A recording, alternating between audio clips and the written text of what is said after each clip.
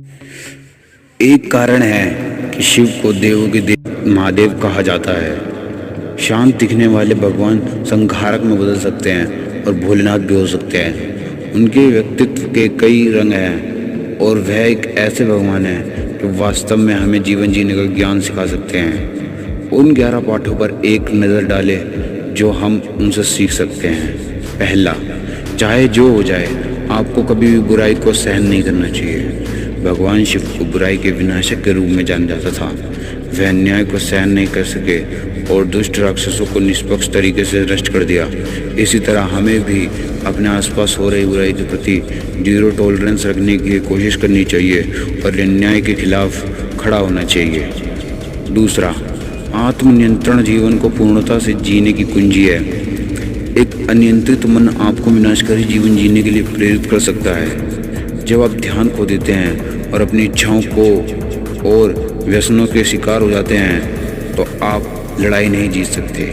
इसलिए ज़रूरी है कि अपने दिमाग को अपने लक्ष्य और दिल से भी जोड़े रखें। तीसरा, शांत रहे और आगे बढ़े। शिव को महायोगी कहा जाता था क्योंकि उन्होंने ब्रह्मांड की भलाई के लिए घंटों ध्यान किया था। उनकी शांत मन स्थिति अत्यधिक कारणों से ही अस्त व्यस्त थी, अन्यथा वह हमेशा ध्यान में ही रहते थे। इस प्रकार इस तथ्य पर प्रकाश डाला गया कि तनावपूर्ण स्थिति में शांत रहकर ही आप आधी लड़ाई जीत सकते हैं। किसी समस्या को हल करने के लिए यह वास्तव में सबसे अच्छी रणनीति है। चौथा, भौतिकवादी सुख कभी भी अधिक समय तक नहीं रहता है। एक सेकंड के लिए शिव की पोशाक को देखें। केवल त्रिशूल और डमरू से लैस भगवान शिव हमेशा धन से दूर रहते थे। यदि आप धन और भौतिकतावादी चीज़ों से नहीं जुड़े हैं तो आप अपने जीवन में कुछ भी नहीं खो रहे हैं, क्योंकि भौतिक सुख क्षणिक होता है। आपको घटनाओं और अनुभवों में अपनी खुशी खोजने की ज़रूरत है, ना कि चीज़ों में।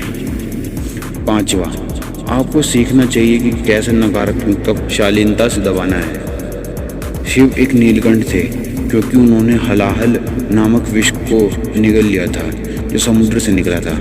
केवल शिव ही इस विष का सेवन कर सकते थे और इसे अपने कंठ में दबा सकते थे। इस घटना से पीछे हटने के लिए महत्वपूर्ण सबक यह है कि नकारात्मकता को अपनी प्रकृति में ले और इसे सकारात्मकता में बदल दे। छठा, इच्छाएं जुनून की ओर ले जाती हैं और जुनून विनाश की ओर ले जाता है। क्योंकि वह इच्छाओं से मुक्त थे इसलिए शिव ने कभी भी चीज़ों पर ध्यान नहीं दिया।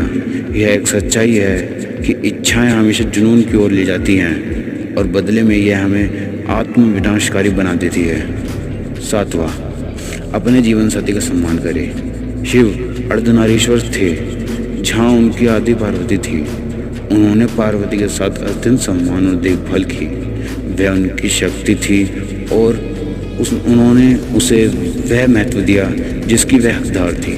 आठवां, आपको अपने अहंकार पर नियंत्रण रखना चाहिए और अभिमान को छोड़ देना चाहिए।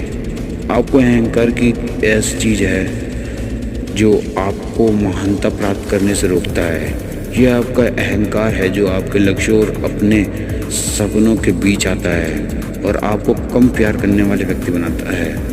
ऐसा कहा जाता है कि शिव ने अपने अहंकार को नियंत्रण में रखने के लिए अपना त्रिशूल धारण किया।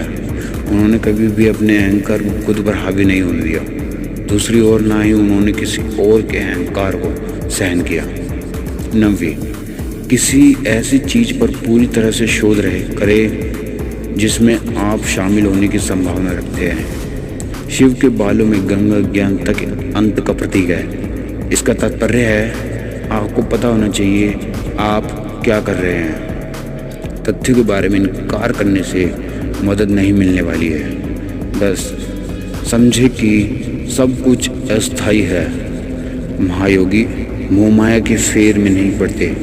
वे जानते हैं कि जीवन क्षणभंगुर है और आज जो हो रहा है वह हमेशा नहीं रहने वाला। समय बदलता है और हम भी।